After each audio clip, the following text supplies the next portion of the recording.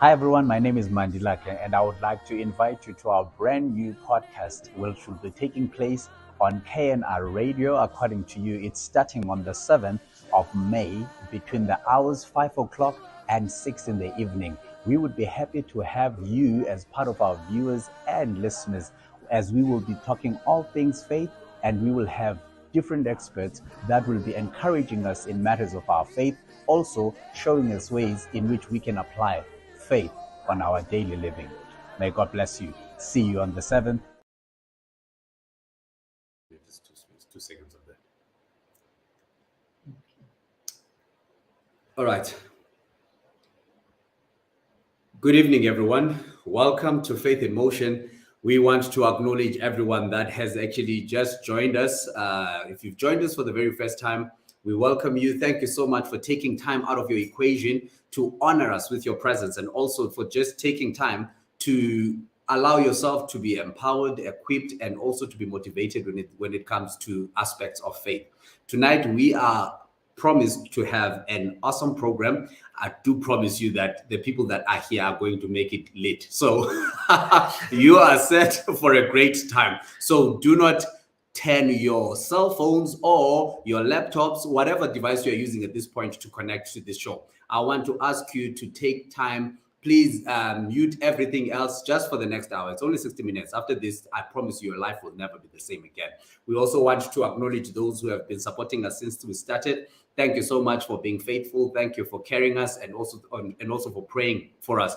We believe that God has greater things in store with regards to that which is being shared in this show. We want to influence. We want to collide with the airwaves using the gospel to change our surrounding, not just our surrounding, but we want to change the entire world, because this is KNR Radio according to you. If you are in London, you are able to join us. If you're in America, you're able to join us. If you're here in South Africa, you also can join us. Whether Selalini or you are in the suburbs, it actually just comes out as clear as it actually comes out anywhere in the world. So thank you so much for taking the time.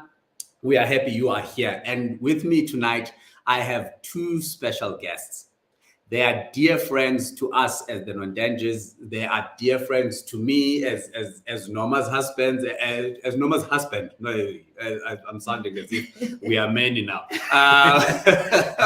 As Norma's husband, and they are dear to Norma as well as to Kungao. With me, I have Pastors Mpaki as well as Ntsiki Elephant. And I'd like us to actually clap our virtual hands at this particular point in time and welcome them to the show. Welcome to the show. Thank you so much for gracing us with your presence. We are looking forward to that which God has placed in your hearts, and we don't want you to hold back in any form. Yeah. And before I actually ask them to just introduce themselves, we want to first acknowledge the fact that this is the first Sunday of the Youth Month. We know that June in South Africa is the Youth Month. We are commemorating the great works and the great acts of the youth of 1976 and the people who were around during the apartheid, who actually made massive difference in our world. The world we are living in today is different from the world that was before they actually got the liberty and the freedom that we are currently experiencing. So we do want to acknowledge the fact that this is Youth Month, and therefore we dedicate this time and this show to speaking to matters that affect the youth. So that's why today and tonight we are going to be speaking about serving the Lord in your youth. Sure. So yeah, do join. If you have young people in your house, please ask them to join and listen. They will definitely benefit from this. Without further ado, I'm going to ask Pastor Mpaki and Pastor Ntsiki to briefly introduce themselves so that you get an idea of who they are, where they come from, and also what do they do in terms of ministry as well as in the corporate. Over to you. We will start with whoever, I don't know, the husband gets to decide this time around. Oh, wow. Thank you for having us into your space. We've been looking forward to be having wonderful conversation tonight. And so I just want to echo the same sentiment. Don't go away. We're going to have a wonderful conversation. Well, we are pastors at True Vine Community Church, which is based here in Johannesburg.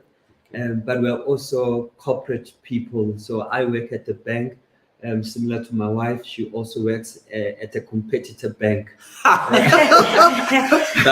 must be interesting. Yeah. And yes, we're fortunate to be born again at a very young age. My own personal journey, I think, started at the age of 14. Sure. And we've grown over the years. And now that we are pastors, we were actively involved with youth programs. And we'll touch on some of them during our conversation. But thank you for having us. And you're welcome, man. You're welcome. Thank you so much for that. Yes. So, like as my husband has said, my name is Ziggy Elephant. He's already said that we serve a True Vine Community Church. Moreover, we are. I almost said we are corporate giants, but we are not. Yeah, you are. That's good. We also serve our organizations and we serve our nation in different ways. And I think one of them is us being in a corporate space as well. So I work in strategy enablement in one of the banks, and my husband is in IT. All right. Okay. No, thank you. Yeah, and I always like the emphasis of, as much as we are in ministry, because of it's key for us not to be relevant for the sake of relevance, because of I think we also lose the gist of what salvation is about when we try too hard to be relevant. At times, people misuse relevance for their own benefit, and also then the gospel loses its power. But we are emphasizing on the importance of corporate as well, because we are not irresponsible Christians. We're not those who are just claiming and believing that we're going to receive only, but we're also going to work, to try and make sure that our families are taken care of. Thank you so much for sharing that. Sure. And I believe that our youth has to learn from that. They both pastors and they both big shots in the corporators. You heard the wife say. I think just on that note, when I was growing up in my time, a lot of people that wanted to serve God neglected school. Sure. Of course, for you to get into corporate, more times than not, you've got to be educated, right? Yeah. You've got to do school. So I think part of the things we're going to touch on as we have the conversation is actually saying, as you are responsible with the things of God, be responsible with your things. Sure. And I think, so my background is economics and finance. I've got a BCom in economics and finance, honors in investment management, and masters in economic development. And I think that speaks to not just us having the fire and wanting to serve God, but also wanting to pursue the dreams that we had. Yeah. Sure. That's powerful. And with Mandilakhe, as long as so don't cut yourself short. You can go as far as your eyes can see. Yes. No, and thanks for actually putting that overlay and actually explaining that, because over time, people are assuming things based on whatever experience not everybody gets to read the word and get the full interpretation, because of some people got into the church and they got people that were flying one wing. I always say one wing because if you are imbalanced, some people are excellent at one thing and they neglect everything else to the point they are heavenly. They used to say you must not be heavenly minded to such that you are earthly useless. Yes. Oh, yes. That's what they are. So we are great in heavenly matters, but we have no impact when it comes to our daily living. Jesus was a carpenter as much as he was the child of God, and he was the son of God actually. So he was fully God, yet he worked on earth, and he actually had a profession because that was a profession during his time. So thank you so much for that. I'm not sure if you want to add anything on that. I was actually reflecting that one of the things that I've been seeing on the social media platform, the generation that seems to be rising up to say that we have not left God, we just left church. Sure. It's such a huge disservice, because if I reflect on my own personal life as a young person, it is in a community of church where my life took a paradigm shift. Sure. It really changed, like a full 360. It was in church. And so that generation is losing out on a huge opportunity to be developed. It was at church where, after being born again, and then people who I started to model my life, I saw them in the corporate space. Sure. Yeah. They were trailblazers. Some of them were working in the petroleum industry. Some of them were working in banking, but yet still on fire for God. Yeah. Sure. And had I not been introduced into that community of believers, I sometimes think, I don't know how my life would have shaped out. You know? So there's so much benefit in serving God at your early childhood and being part of a community of believers. Sure. So that speaks somehow. I know that this might actually be because of we're entertaining it because it's relevant. So this also speaks then to the aspect of the importance of role models.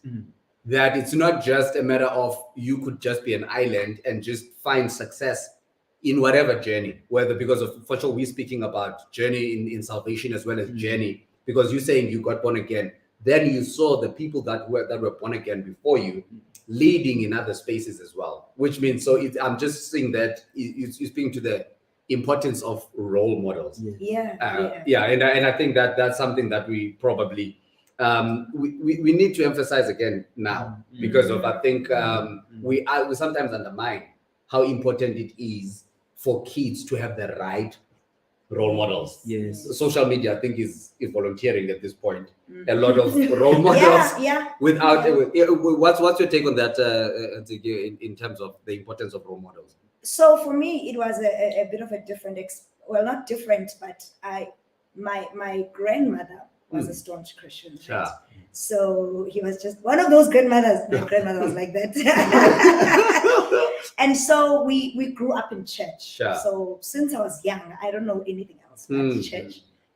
And so I started serving at church from a very young age. I was part of Sunday school. We would sing, as the Sunday school choir, and graduate to teenagers, and I received Christ at 12. And after that, I think I was so invested in growing, in knowing Christ and in serving God, that it almost like there was no time for anything else, and that saved me, from a lot, and I think in as much as, yes, you get to have role models in church, and that's important. I mean, when we got married, one of the things that we decided was to ask a couple from church to mentor us. Not as in premarital counseling, sitting down class kind of a situation, but to journey with us. Simply because we came from families where we hadn't observed.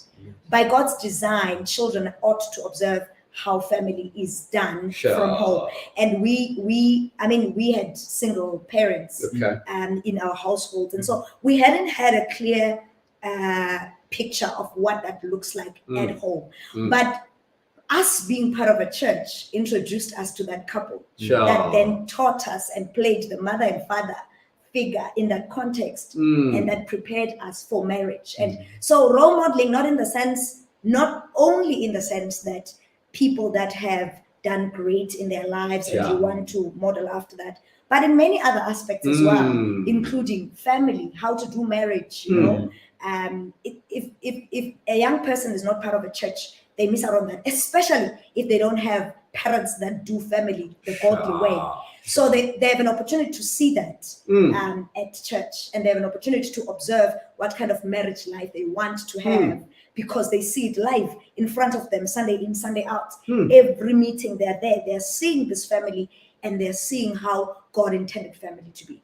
Now that's powerful. Exactly. You see, this is the kind of stuff that, and I'm loving it, because of what you're saying is really what we are using. We're using experience at this point in order to navigate life, because of, it's true what you're saying. It's not because of we are so great at anything. So it's a certain aspect of exposure. And as you're saying, it's true that, I mean, I also am coming from a broken background. I only saw married people in church. So it's true. I think if it was not for that, I probably would know my nose out of walked by now. All right. I'm sorry, baby. That's not the case at this point. That's not what we are focusing on. Yes. So I think that just before I actually just lose my trail of thought, before we even go too far, I just wanted you guys to just have a quick word that you would like to share with the youth. Just a brief 2-liner, 3-liner, before we get to the depth of this thing, what would you like the youth to remember about this session tonight? Even if they actually log out after 10 minutes from now, what would you want them to remember about this? I think there's a saying, I don't know who said it, but there's a saying that says there are two most important days in your life. The first one is the day you were born, and the second one is the day you discover why you were born. And I think for me, it's in my heart to encourage young people on purpose. You don't need to discover why you were born when you are now at your 30s or at your 40s. The earlier that happens, the earlier you can pursue that and be intentional in living out the purposes of God for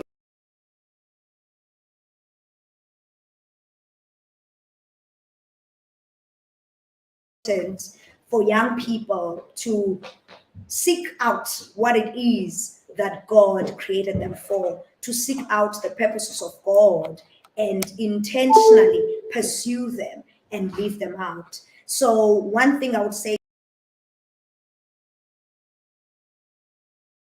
out what is the purpose of God for your own life, and also to start pursuing it. And the sooner you do that, I think it's Dr. Miles who says the tragedy to life is not death, but a life that's lived outside of purpose. Sure. And I think if there's anything that a young person listening, wherever they are right now, is for me to challenge them and say, do you know what is God's, what was God's intention for you to be here? And if you do, are you carrying it out? And if you don't, seek it out until you find it. Sure. It was within, I think, a space of church where discussions like purpose, living a purpose-driven life was introduced. I mean, had it not been for that, probably we would have all just become huge captains of industry, living life, acquiring all the assets that we could, but not knowing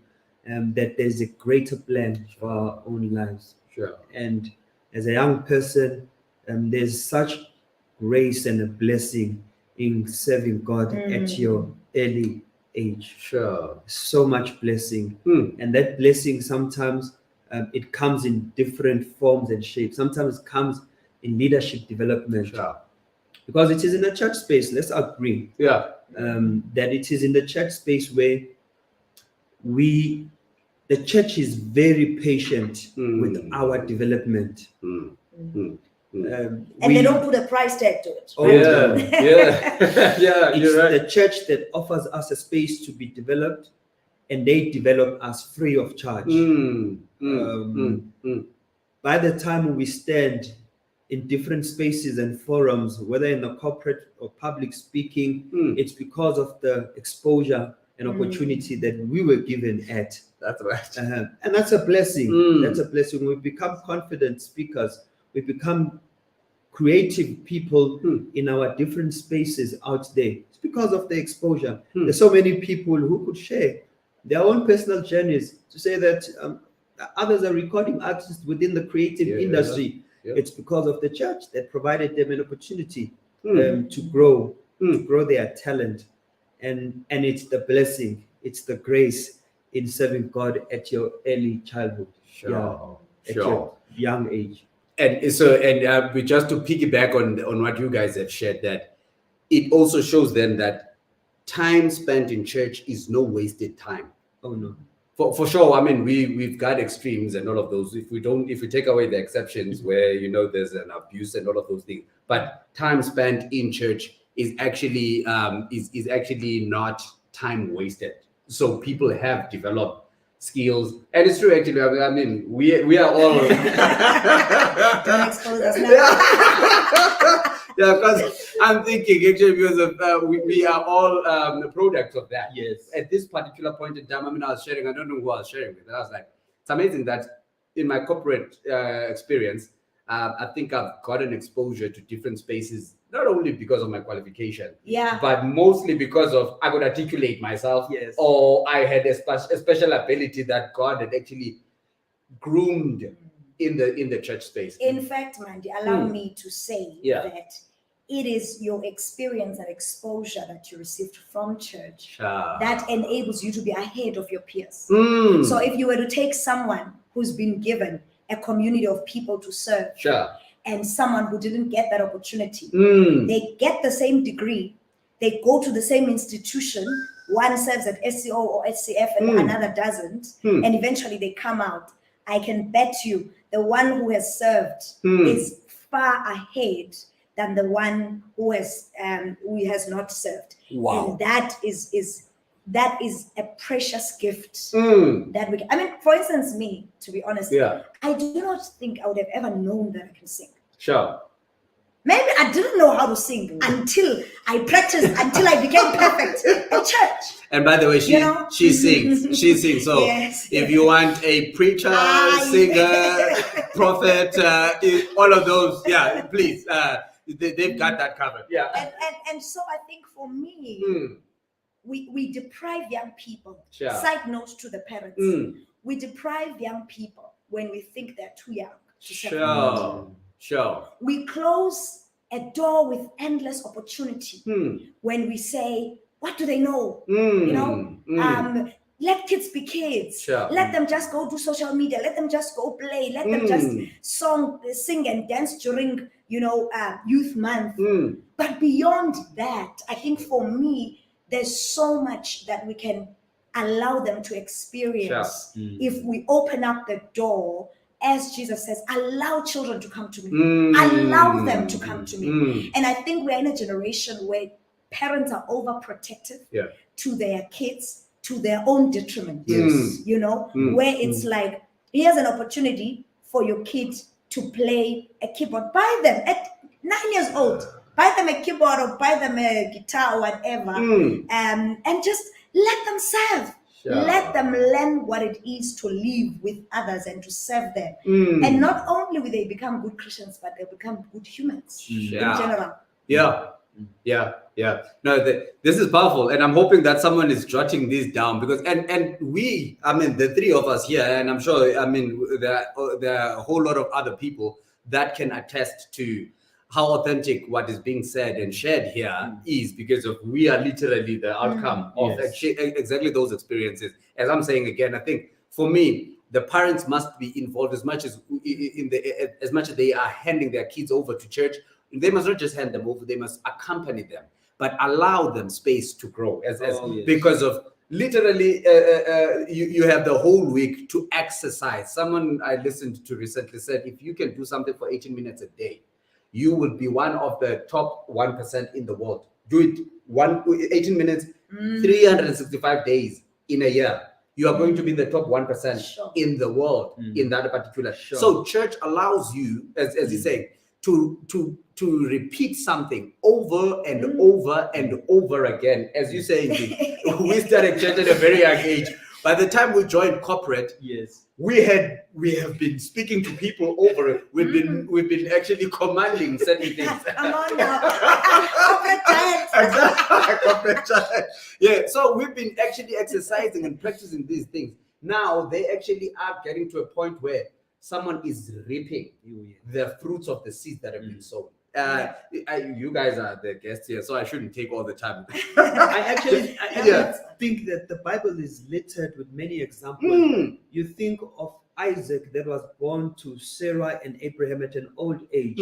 When he was about to become a sacrificial offering, he followed his father on how to serve and honor God and be true to that. You look at Samuel, who was given as a gift,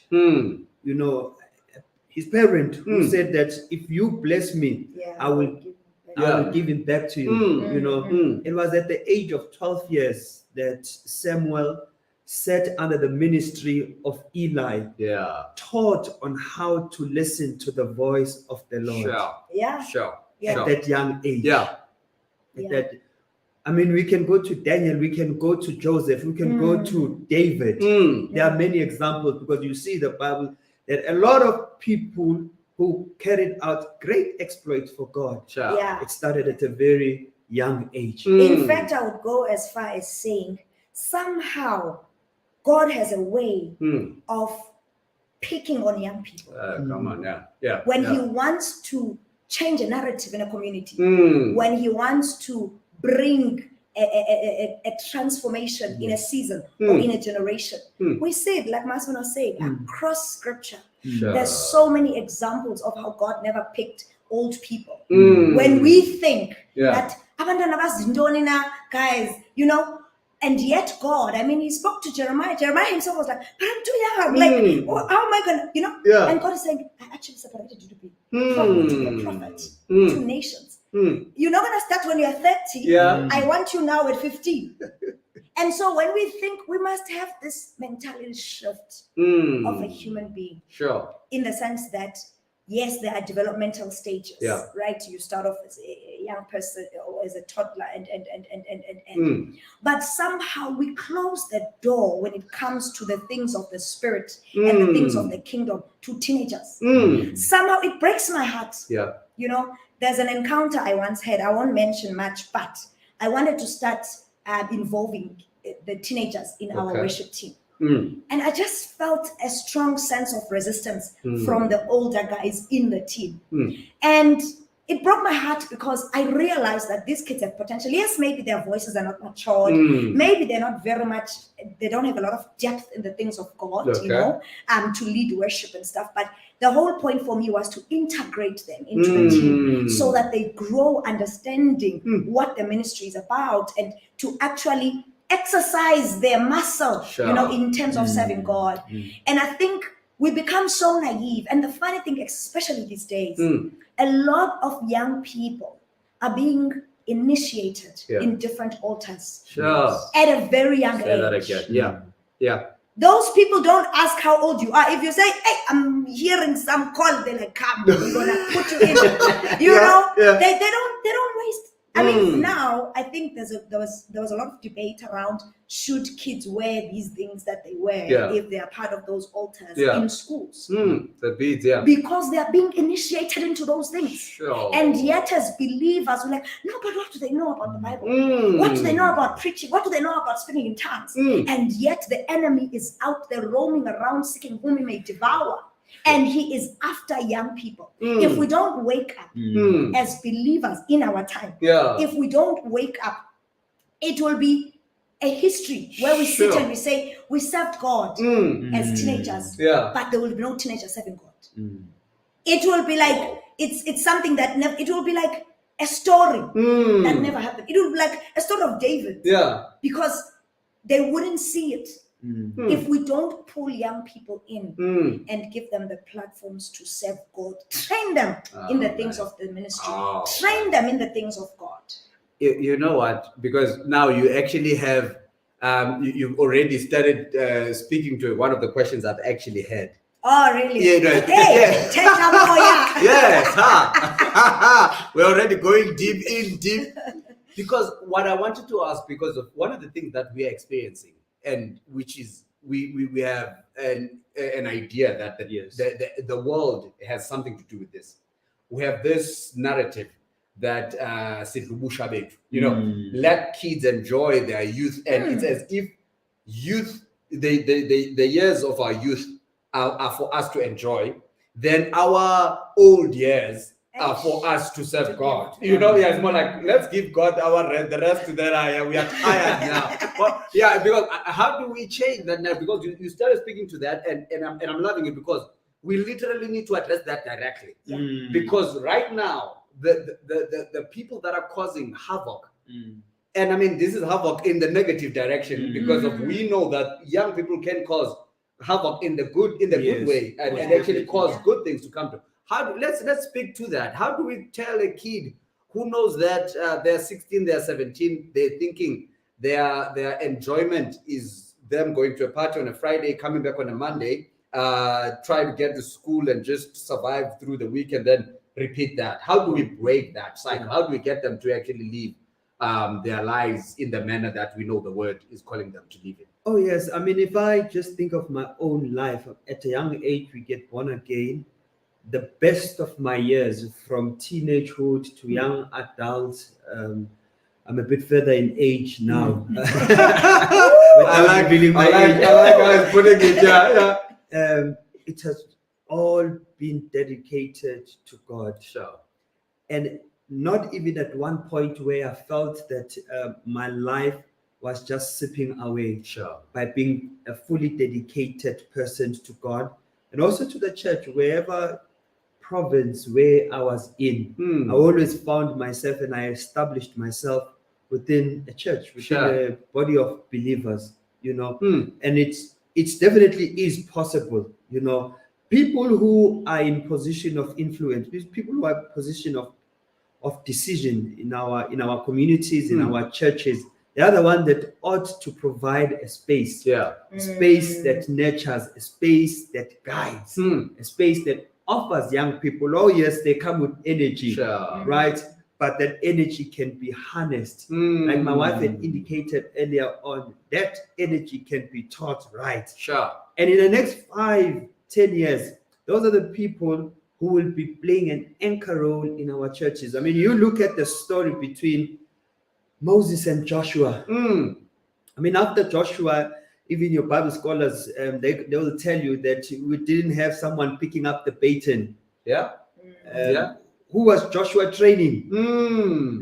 Because he was trained on how to hear, on how to handle the depth and density when the cloud of God, the presence of God descended on the tent when Moses was meeting with God. You know, Moses provided that space. To us who are in a position of influence and decision, we ought to provide that. We ought to be introducing, making the space very relatable to young people, but not taking away from it, but we teach them, because this is our church of tomorrow. That's powerful. And I think it's so powerful what my husband is saying, because somehow we expect that young people must attract other young people. So we land I see, ukuze abantu abatsha bafuna ukuze enkonzweni kufuneka abanye abantu abatsha ba-create vibe. The vibe, Yes. It's true. And a lot of young people that are in church, then they start adopting all sorts of things. You know, they bring it from outside in. Because what they're trying to do is to create that vibe so they can attract other young people.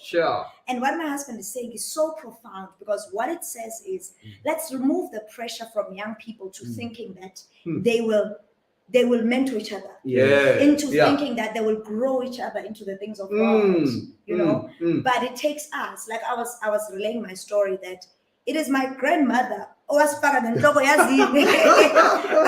bless her soul, you know, and it starts at home. I think for me, I don't even want to take it to church. It starts at home. When you pray in the evening, who sings? Who reads the word? Who shares the word? Just at home, Jay, before we even get to, as particularly if your parents, I mean, there are exceptions, we're saying, especially if your parents are born again and all of that. We want to be preaching to these young people. We want to be, but we're not giving them room. The first thing we say is, we know they're just going to read the scripture, they won't explain, they won't. That's fine. What's wrong with that? And as they grow, and as we challenge them, and as we teach them, and it's amazing what God can do. Like I was saying, that our mindset needs to shift from seeing people after their appearance. Because beyond the age, there's a human. There's a spirit that knows God from eternity. There's a spirit that has an identity after the likeness of God. So beyond you just looking at, I'm not 12, and stuff, there is a person that yearns for God. There is somebody who needs to be, because they would understand the word. Their spirit knows the word very well. They were birthed by the word. And when we close those doors to young people, we are essentially, we are killing them without even realizing it, because we're preventing them from communing with God. And here's the purpose thing I was talking about earlier, where it gets dangerous. That I do not think I would have ever understood what God's purpose was for my life had I not been in that space.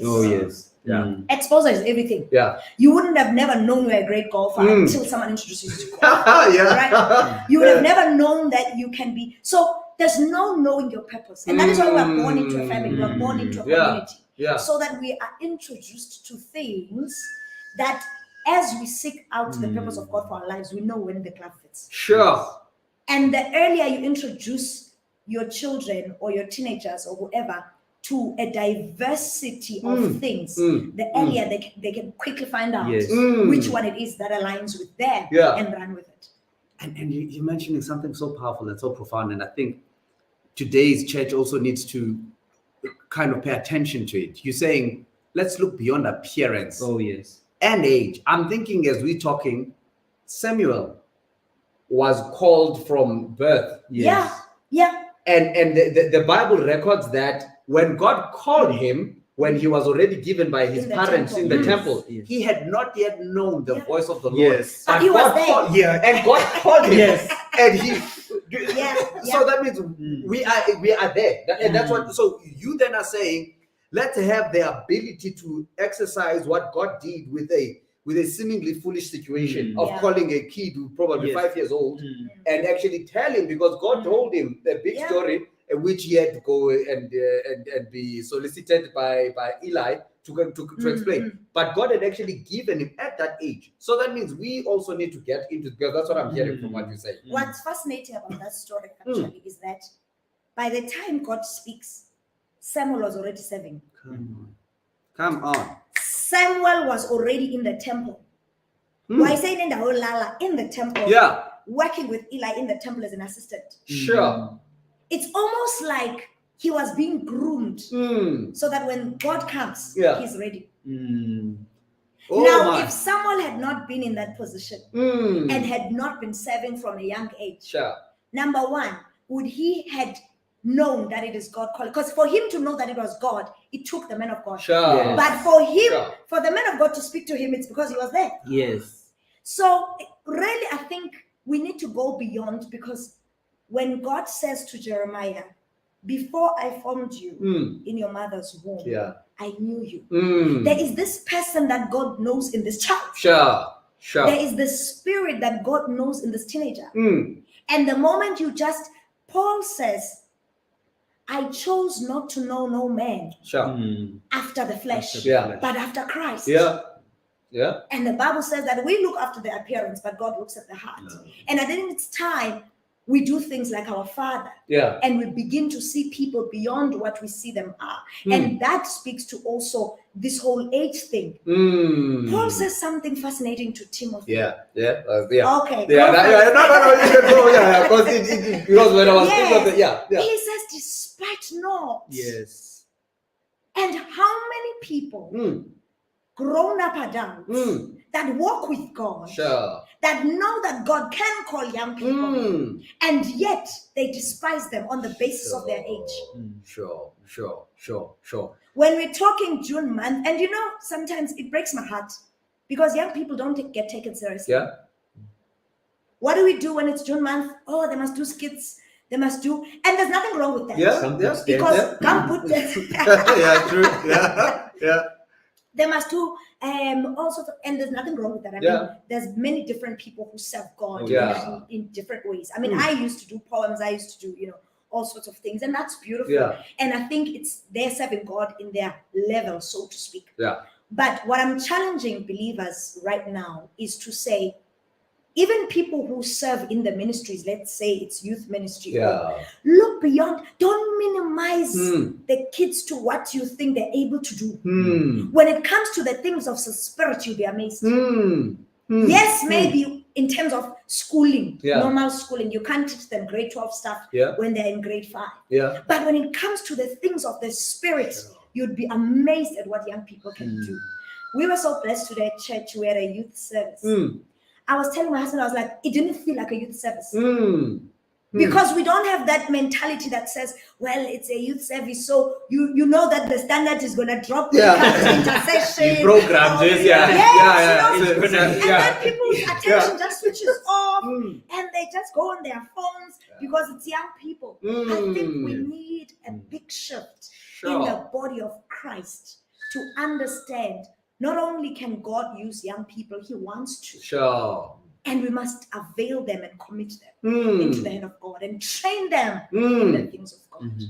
you know, yeah, this is powerful, and I'm sure you can actually you can sense it from wherever you are. Yeah, it's getting very warm and very hot. Yeah, we are about to drop back general, but just what my is key, but yeah, because it's getting warm up in here. You know, one of the things, and this is one of the questions I had, and I like the fact that this conversation is leading itself. I wanted us to look at what are the challenges that the youth of today. I mean, youth normally have similar challenges at a particular stage. Yes. But I think due to the advancement in terms of technology and all the other things, today's youth has seemingly different challenges than we did during our time. Simple thing. Okay, now I'm going to be answering my own question, but I just want to give an idea. The level of suicides amongst the young people in our day and age is at an all-time record. It's higher, way higher than what we've experienced. During our time, like killing yourself was not a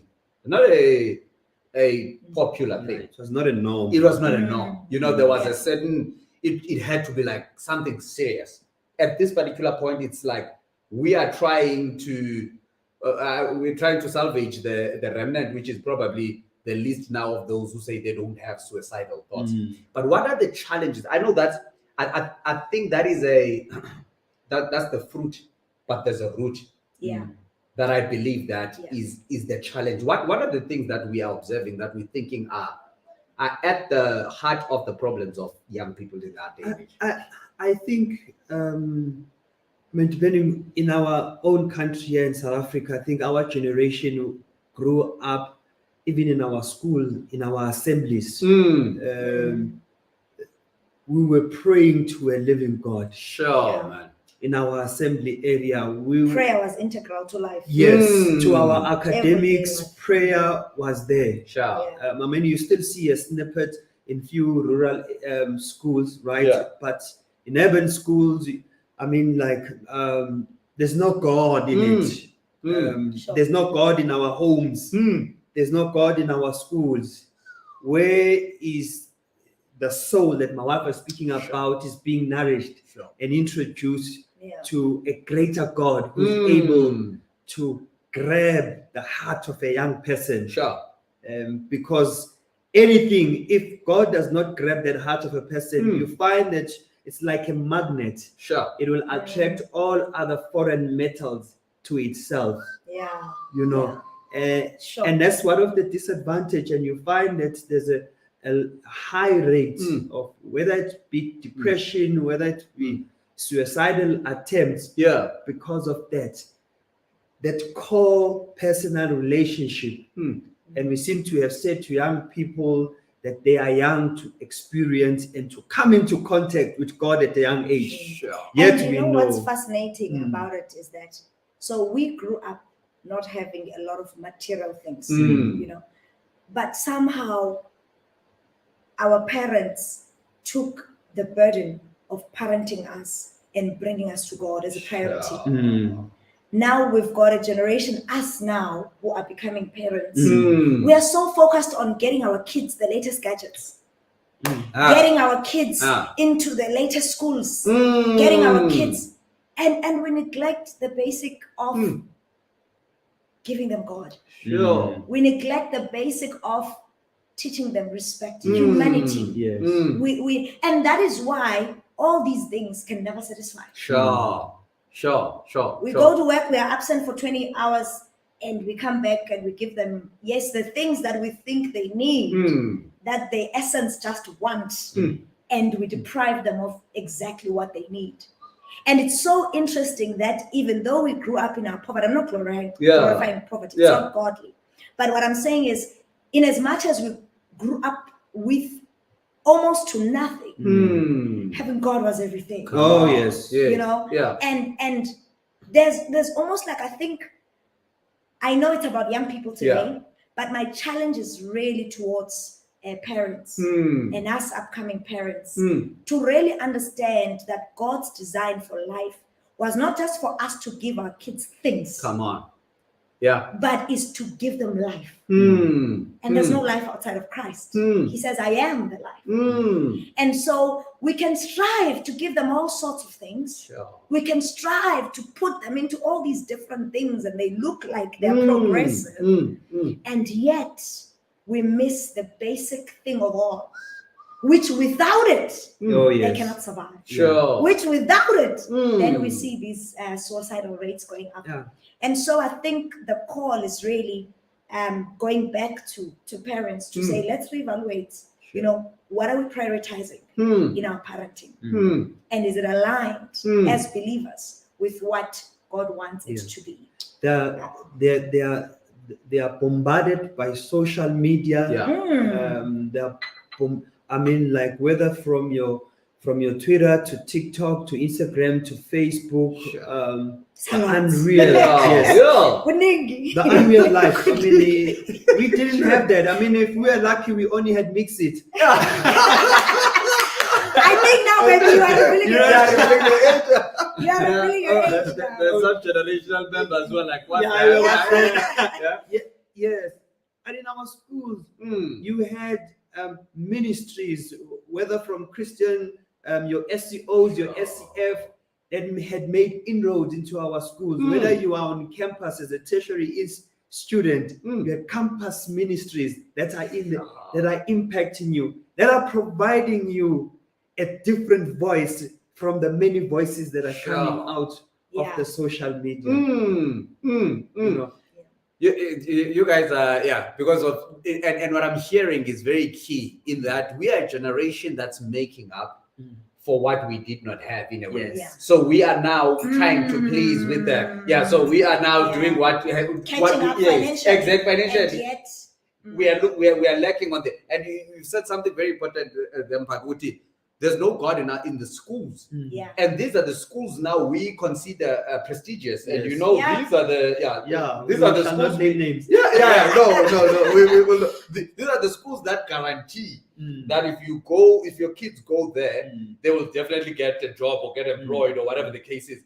And yet we have removed just a small thing. Actually, now we are already here. We are good. You guys better be ready to evangelize for the next 3 minutes. But I'm remembering a story I had just quickly.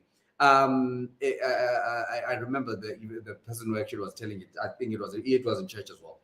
This person was saying this man actually bought this mansion from this particular individual, and this mansion was wonderful. Everything was beautiful in it, and this person wanted exactly this mansion. But the previous owner of the mansion said, I will sell you this house, everything, I don't mind. Okay. Can I just make a special request that I have a golden nail that is right in the center of the lounge in this. That nail I cannot sell to you. Neither do I want to take it out from there, but I just want you to allow me to own just one nail, that one nail, and everything will be yours. As person looked at the nail, insignificant, thought, okay, awesome, no, that's not a problem. I like the house, then you can own the nail anytime. I'm coming to the aspect of how this whole thing of removing God in school looks like a small thing. That we might have said, no, it's fine. We actually just want education. That's not a problem. This person owns the house, but the nail belongs to the man, and the nail cannot come out of the wall. Months went on. This man one day comes into the house carrying the intestines of whatever animal that he actually had killed. Okay. And he says to the owner, listen, sorry, man, sorry to bother you. I just have stuff that I need. Hang on, my. Thank you. You got the point. Hectic. I just want to hang on my name in your house. Sure. Hectic. Do you get my point? So we might look at this as if it's not something insignificant, as we're saying, though. Yes. The impact is as And I think what's important, Mandy, I know we're wrapping up now, is that when still have a few minutes here. people begin to serve God, certain lifestyles just fall away. Sure. I think we are quick to say, "Oh, abantwana," you know, just get them to serve God. Sure. Oh yes. Get them to come to every youth connect. Get them to because when they are there at home on a Friday, they're gonna watch a movie. Sure. And sometimes you may not be sure what kind of a movie they're watching. Yeah. Before you know it, they're watching things you don't want them to be watching. You know, we are so. It's almost like reactive when we want to just reprimand them. You know, when they start having boyfriends, when they start doing, you know, outs and whatever.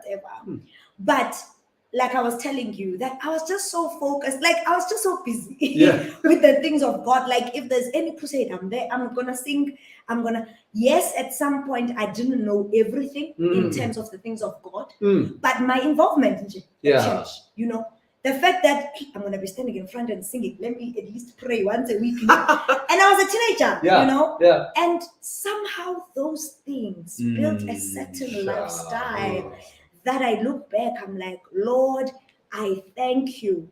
I thank you that I had this opportunity. And so it's a proactive style of parenting when you get kids. Because you know what? A teenager that's not serving at church, number one, they'll lose interest. Number two, they'll be disengaged even when they're there. Number three, they'll start just being inactive and just sitting at the back and just playing social media during the sermon. But the moment you involve them in church, you give them a responsibility and they want to be part of it. They have something that they owe. You know, you put them in a youth committee. Now they're a treasurer. They're gonna be looking after the funds of the youth. And all those things, they look little, but all those things they are building somewhere. You know, when the friends at school are like, hey, we're going to Groover somewhere. It's like, I've got a youth thing at church, you know. And guess what? We're seeing down. As it means. There was a song, I think it's a gospel song that says,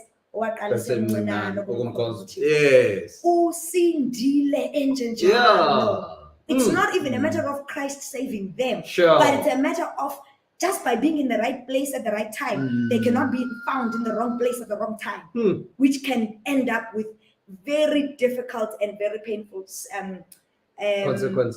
consequences. So my thing is that really, let's get young people to be serving. Kamandi, we are speaking in June. Let's get involved in ministries. Let's integrate them in our intercessions. Let's integrate them in our different ministries. Even if it's like outreaches, even if it's just anything that you are involved in as an adult, integrate a young person. Let's get them busy. Because in that way, we save them from a lot. Like you were talking about some of the youth social ills, drugs, this and that, you know. My husband touched on social media. They won't have time for such things. It's a reality. They won't have time for such things. It just on and now, and I'm loving this because of we are leading into the right direction. When did it become personal? And you got saved. You knew that you were born again. And I'm gonna come to you. I just want to think because of we need to translate it from. It's not just because I didn't do it because of Ibn Abazali only. And there came a time where it moved from this is what I'm told, this is mine. It's just on that. I think for me, it's funny you say that because when I was growing up, in as much as I was doing it, but I told myself the day I live here, the day I go to Tesha, I'm gonna be in the streets, you know. But God being gracious and God being kind, His mercy found me. I think in the midst of me just trying to just comply, His mercy found me, and I think there was less resistance to the ministry of His grace, because it's not something I didn't know. You know, it was just when I was around 12, there was no special encounter for me. I think I just had a realization that says, I feel so free when I'm at church. Come on. I just had that realization that I don't want anything else. I'm okay. I mean, obviously, you know, when you grow up in church, when you're at school, your peers have a lot of stories to tell about what they are doing and all of that, and you feel left out and you feel this and that and the other. I mean, I went through that, but I think at the age of 12, my grandmother I actually got born again at home. My grandmother was ministering about light and darkness and all of that, and I thought I want to remain in the light. I don't want to be in the darkness. I don't want to be in church and still be in the dark. When church is a place of the light. That's what she was talking about. And she said, anyone want to give their lives to Christ? And I said, I want to be in the light for the rest of my life. And I think from that moment, it kind of just opened me up to knowing God personally. And what a journey. Oh man. And because of and these are love because of you guys are putting these things into perspective.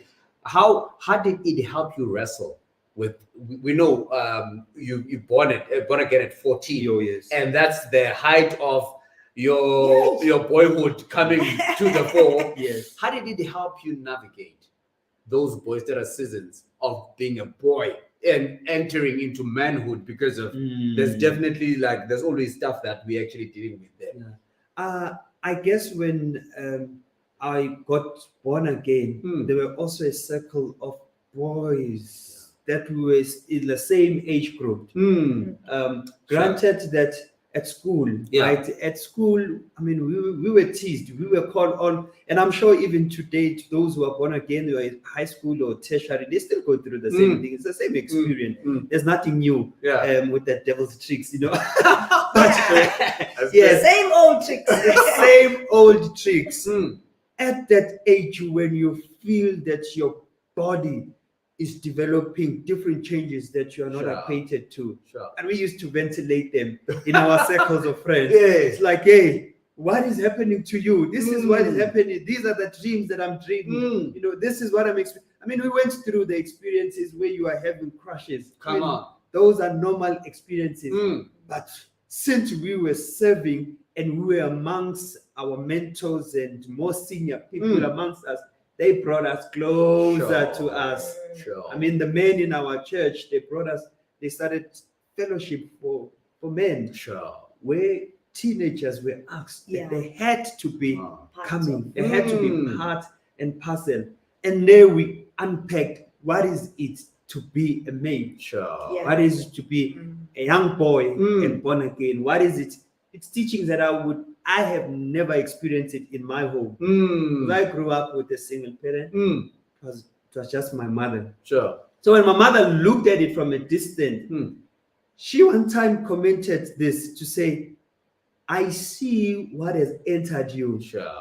And I see the impact it's doing to you, and I'm releasing you to it.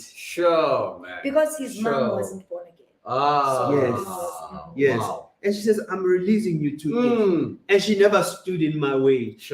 She saw literally my life taking that change. And having those sessions, those young men sessions within our church, they helped us a great deal. Because we're able to be vulnerable. We're able to be vulnerable. They unpacked everything, demystified. What the other boys at school, when the young boys at school were telling us that if you don't have a sexual encounter as a young boy, you are going to go crazy. It was beginning to take root. But we had a different voice that opposed us and told us that you'll be able to live, and you'll live quite well. And that voice was loud. The challenge we have now is that voice is silent.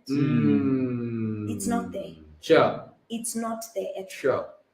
Even if it is there, it is very whispering. We really need to start coaching young people as well. I'm sorry, Parrot, I keep coming back to you. But it's, they have a part to play. I'm sorry, I keep coming back to you. But it's in reality, because we will wake up at Nontenja and we will realize that we did our generation a disservice. Yes, they can speak the English we cannot speak. Yes, they can become CAs, they can drive the cars we never drove. But we will wake up and we will realize we failed our generation.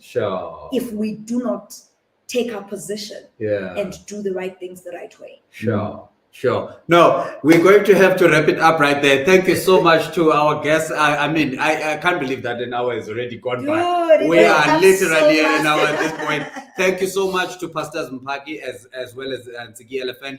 There, I'm sure you've actually heard for yourself. I believe that we all have been blessed. and I believe they're coming back. You come, you are a visitor once here, and then you are permanent. Yeah, we have permanent friends who actually just keep coming back. But we definitely will want to have you guys back again. Thank you so much for taking the time and for sharing your lives with us. And we believe that the people that have actually listened to this, it doesn't matter, it might be 2 or 3 individuals or 100, it doesn't matter. The impact will be for a lifetime. Yeah. Thank you so much. May God bless you as you continue living for his glory. To you who have actually joined us and who have been with us until this hour, thank you so much. May God richly bless you. May you have a blessed week. May this week be a week of favor. We pray that what Psalm 5 verse 12 says, that God covers us with favors, with a shield, will be the theme of your life for this week. May God bless you and thank you. Amen. Amen. Amen.